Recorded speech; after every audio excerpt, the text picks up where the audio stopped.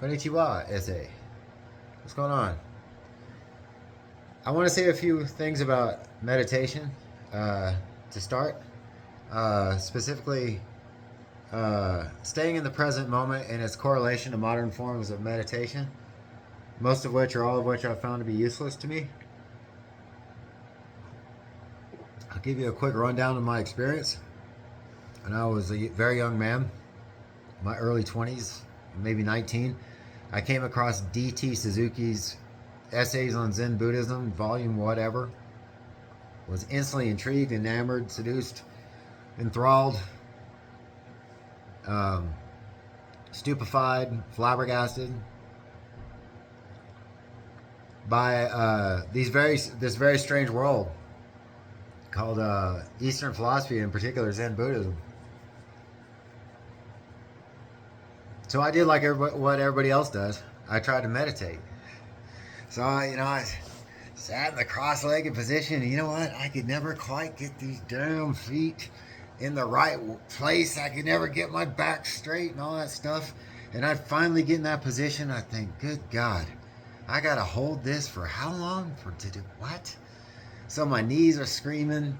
I've never been the most limber dude. Like in football practice, when I was a kid, I just pretended to stretch. You know what I mean? I didn't actually stretch. So I'm not limber. So I thought, good Lord, man, I gotta do all this just to meditate. So then I finally, I did it. I'd meditate for like a half hour, and yeah, I calmed down a little. It's hard to calm me down back then, especially, but I'd calm down a little. Then I'd get up.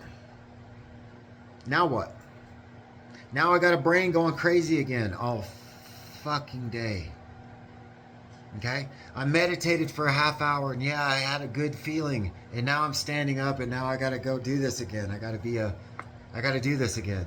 I gotta have a brain that's crazy.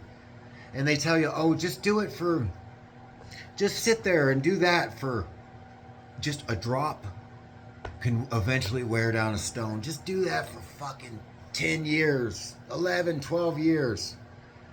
You'll see the result. It's a subtle concentration will start to form. A subtle pain in my ass started to form. And I abandoned it. So then I went nuts. And then I was on medication, and I was being tortured to death in the brain. So I had to do something about it.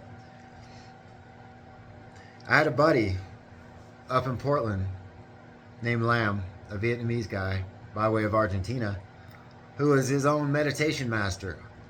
Never in his, the only meditation advice or teaching he ever got, his sister taught him like 10 minutes worth, like just sit here, do this, do this, do this. There you go. And Lam was a natural. He's a natural. Wherever he is right now, he's doing it. He's a natural. And he told me something very important. I said, dude, I want to meditate. And I sat down in the position. He's like, what are you doing? I'm like, I'm getting in the lotus. He's like, what are you doing, man? I was like, how do you meditate? He's like, I sit down in a chair. I sit down like a normal person in a chair. So I'm like, far out. Never heard that before. I'm serious. So what I'm saying is, if it doesn't work all the time, what good is it? And you can sit. It's like one of these crazy people that lived centuries ago that I read. It might have been Bodhidharma or something, or Huang Nang or Huang Po or something, or Lin Chi or Banky or one of those guys. Anyway, I know who it was. It was Joshu. One of his students was sitting in the meditation posture, and for hours and hours. And Joshu noticed this dude was doing it every day. He's like, "Hey man, what are you doing?" He's like, "I'm trying to become a Buddha." So Joshu took a brick and took like a piece of sandpaper. He started rubbing this brick, and like it making this really annoying sound. And if the guy meditating, he's pretending to annoy it, but then it's starting to get on his nerves. He's like, dude, what are you doing? Finally, he's like, master, what are you doing?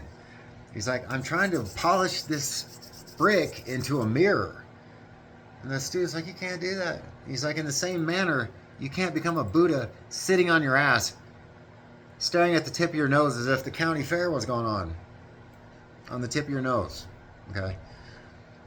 So, I just got to the point where I thought, to hell with this.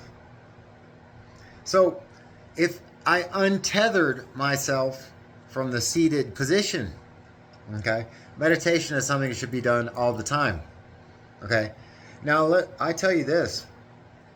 If we had as little control over our bodies as we have control over our minds, I wouldn't be able to fucking make it to that door over there.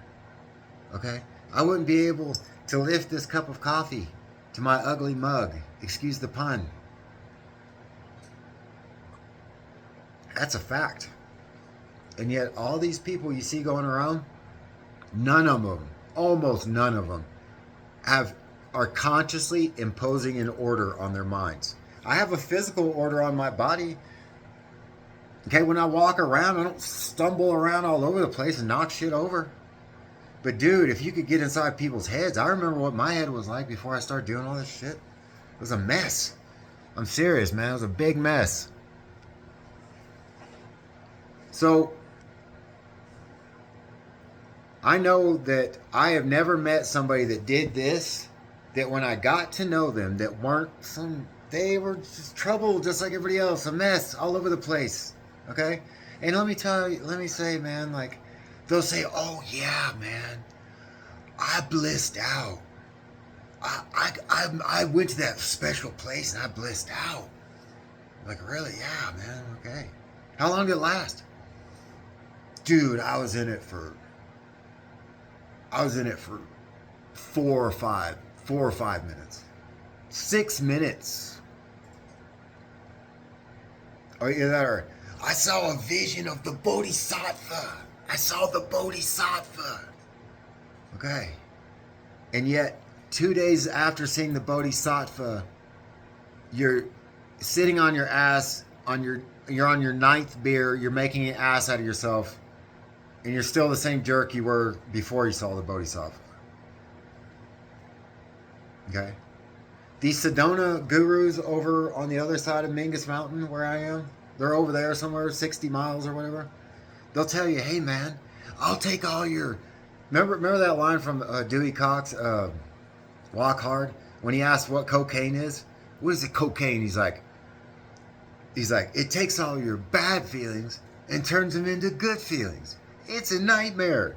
It was kind of the same thing. The Sedona gurus and all those like them, the spiritualists, the New Age, whatever, they'll tell you, I'll take away your bad feelings, I'll take away all your suffering, and I'll give you bliss instead. How long does bliss last? How long does bliss last? How is bliss going to help me when it wears off, when somebody's getting under my skin, somebody's getting on my nerves? When I have to practice forbearance and patience with somebody and put spiritual practice into practice in practical moments. What is my bliss going to do for me? What is seeing the Bodhisattva and the Buddha and the whatever going to do for me? I tell you what it's going to do for me. Diddly squat. I've seen these guys. Okay? So you can't live around here and not meet some of them. Okay? Last time I was in Sedona, I saw Moses. He's sitting over there by the Sweet and Low. And like over there's Zarathustra. He's sitting over there by the water jug or whatever. And I look over there, and there's Jebediah of Zebedee from the book of Amos over there by the counter. And there's Confucius in for some reason wearing Adidas sneakers, but he's got like the staff or whatever. He's got the staff, and he's got like the garment. Okay, that's Sedona, man. That's that type of people, right? And hey, man, I don't have a dog in the race. Anybody wants to go out and do all that, that's fine.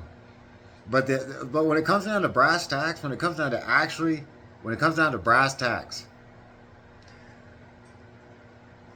I've never encountered the use of bliss, and I tell you what I have encountered, the use of pain. The use of pain. I can work with pain. I can work with bad feelings. I can work with that stuff. Bliss is highly unreliable. Let me ask you something. Gautama Buddha said the first noble truth of Buddhism is life is suffering. If life is suffering, that means suffering is the most common element in the universe to us as human beings. It is the basic, it's like carbon in our bodies, suffering. It's like, hey man, it's like, remember that line from Better Off Dead, that movie, John Cusack movie, where that guy, that stoner, he's on a mountain of snow, he's on a snowy mountain, he like takes a hit of this snow, he's like, do you know the street value of this mountain? Well, in like manner, do you know the value of suffering when it's the most common element in the universe to us? It can be used as an anchor. Bad feelings can be used as an anchor, and I'll get to that. Good feelings, bliss. I'll get to part 2.